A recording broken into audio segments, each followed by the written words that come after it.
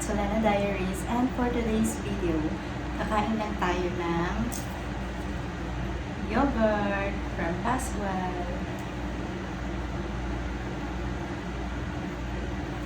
Ngayon, lately kasi nagkikrave ako sa sugar or sa sweets. Hindi naman ako mahilig sa sweets, hindi naman ako mahilig sa chocolate. Pero, lately nga, ayun nga ang aking nararamdaman.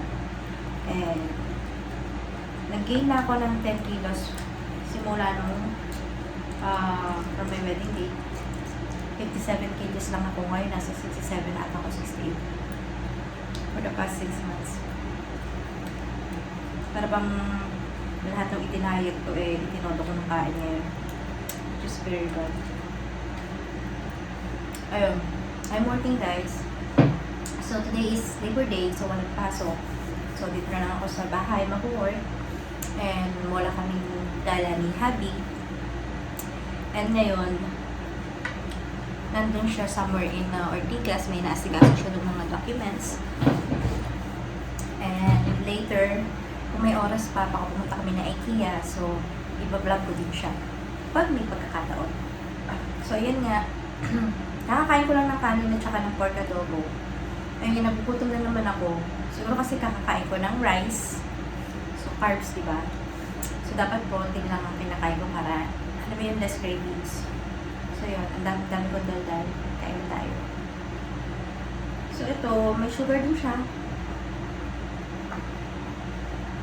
Pero at least, healthy, ano siya, healthy version. Strawberry flavored. Ilan may calories na. So, hindi naman ganun pala ka-hurt. Kasi 19 calories lang pala siya. 19 kcal lang. So, kung ito naman yung magiging ano mo, kung babalik ulit ako sa calorie deficit, okay lang. Sorry. Kasi, 19 calories lang siya. Init kasi ng panahon. Parang, alam ko, hindi halo-halo. Fruit salad, ang dami kong gusto.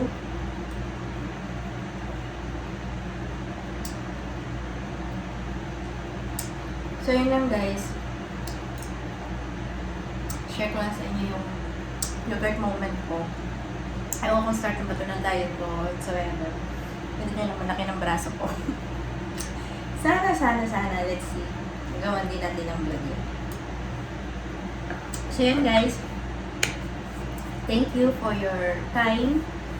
And I hope na mag-watch ulit kayo sa next video ko. Bye!